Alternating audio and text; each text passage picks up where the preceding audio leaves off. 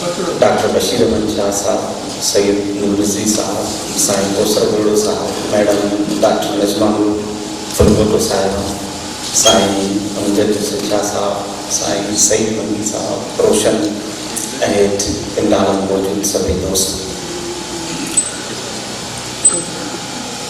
खुशी थी जो अॼु जी तक़रीब मुझे लाए घणे हौसले जो हिम्मत जो बायस बनो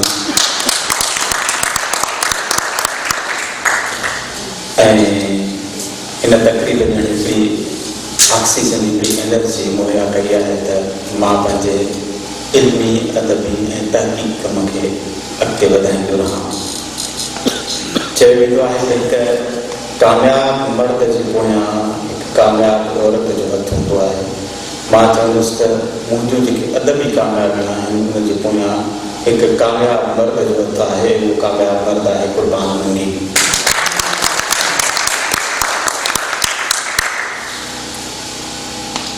कामयाबी के पोयां या कहीं भी शोबे में कुछ अचीव करने के पोयां के फैक्टर्स हूंदा आहिनि। जीअं माजिद ॿुधायो त लिखण पढ़ण सां मूंखे का दिलचस्पी कोन्हे ऐं घर वारनि ज़ोर कयो त तव्हां पढ़ो स्कूल वञो, पर मूंखे पढ़णो ई कोन्हे। पर पोइ अहिड़ी त लिखण पढ़ण सां अटैचमेंट थी जो मशहूरु आहे त मां घिटीअ में पहले कागज़ जेके हूंदा हुआ ढेरनि ते गंद किचिरे में उहे ॻोल्हे पढ़ंदो हुउसि। ऐं इहा हैरत जहिड़ी ॻाल्हि आहे त असां हिकिड़ो कुतो पालियोसीं, उनखे अलाए कहिड़ो अहसासु थियो त मां बि पढ़ां थो त हर उन जॻह ते मूंखे वठी वेंदो या ढेर ते जिते कागज़ पिया हूंदा हुआ ऐं मां उहे कागज़ जेके मुंहिंजे कम जा पढ़ण जा हूंदा खणी त माना शुरू में जेका हिकिड़ी इंस्पिरेशन मिली, मां चवंदुमि उहो जेको आहे त ॼण हिकिड़ो कुतो जंहिंजे मरी वञण खां पोइ मूंखे ॾाढो सदमो थियो।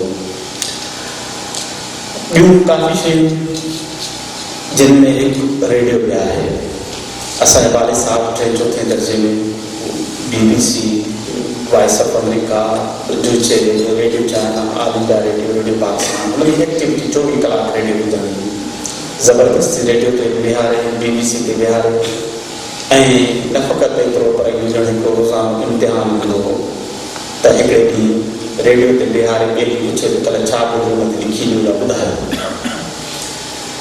सो इहा बि सवेर मूं सुबुह साईं नसीर मिर्ज़ा साहब खे ॻाल्हि ॿुधाई हुई त जंहिंमहिल मां ॼाऊं त कमरे मां दाई निकिरी आई, वालिद साहब ॿाहिरि BBC ॿुधण जे इंतज़ार रेडियो खोलियो वेठो। माईअ चयोसि अदा गुलाम हैदर ॿियो बि छो करे ॼाओ अथव, जोड़ा बोड़ा थी विया, तव्हांखे मुबारक हुजनि। त वालिद साहब ख़ुशि थियो। माईअ चयोसि त हली ॿार खे कन में बांग ॾे। जॾहिं वालिद साहब अंदरि आयो त उन वक़्तु ठीकु 8 थी रहिया हुआ ऐं उन वक़्तु BBC तां आवाज़ अची रहियो हो, ये BBC लंदन है, इस वक्त पाकिस्तान में रात के 8 बजे हैं।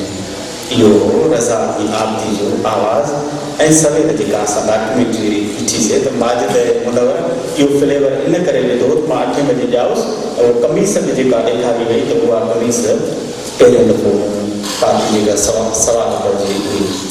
बाद में जॾहिं हिते नई डीजल जे उनवान सां को प्रोजेक्ट हुयो रज़ा अली आबदी वारा पारा सफ़दर यावर अब्बास कुझु ॿिया BBC खां आया ख़ैरपुर त उन्हनि जो इंटरव्यू थियो। रज़ा अली आबदी खे ॿुधाइनि त सभ खां पहिरीं जेको आहे कन में मां तव्हांजो आवाज़ ॿुधो हो त ॾाढो खुलियो ऐं चवणु लॻो मां ई तव्हांखे मुस्लमान कयो आज़ान खां अॻु।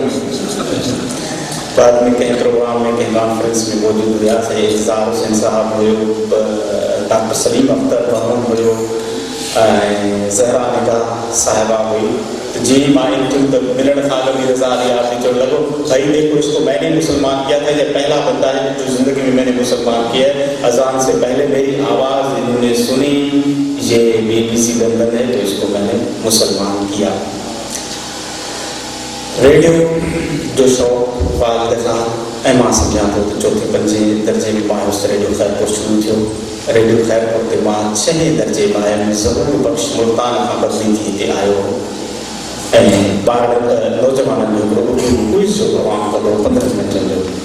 अहिड़े किताब तां सुवाल ॾींदो जो उहो किताब मूं वटि हुयो ऐं मां हर दफ़े जवाबु लिखी मोकिलींदो हुयुमि ऐं हर दफ़े जवाबु ॾींदुमि दुरुस्त ॾींदा। सिर्फ़ु मां इहो कोन हिकिड़े दफ़े चई त तव्हां इंटरव्यू था कयो। सियारे जी मौसम बि मूंखे वाले साहब हिते वठी आयो। रेडियो सां तारुफ़ थियो। रेडियो जूं दर दीवार ॾिसी तमामु घणी ख़ुशी थी। उनखां पोइ रेडियो सां ॼण त सिंधी तरह अणसिंधी तरह सवार जी वियासीं ऐं मां जेको आहे ॿारनि जो प्रोग्राम गुलनि जे लाइ ॿार जेको कोसर साहब मूंखे इहो करियो त उन में ॿ ॿार जे हिसे सां शरीक थियो दोस्त तॾहिं ॻाल्हि गफ़ूर चांद जेके अॼु हिते मौजूदु रहणु खपंदो हो सो कंपेयर हुयो।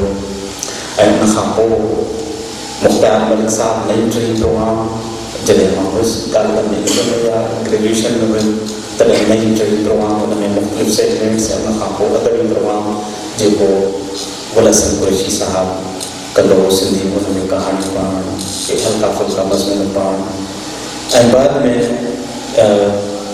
मां जॾहिं टीचिंग में वयुसि कैडेट कॉलेज में वरी आर्मी पब्लिक स्कूल शिकारपुर में त उहे घणियूं ॻाल्हियूं आहिनि कि मां उते रही छो न सघियुसि। काफ़ी उन जा रीज़न्स हिकिड़ो वॾो जेको आहे तफ़सील आहे पर मां उते हुयुसि असिस्टेंट प्रोफेसर वाइस प्रिंसिपल एॾे वॾे स्कूल जी जिते जेको 1200-1400 ॿार पढ़ण विया।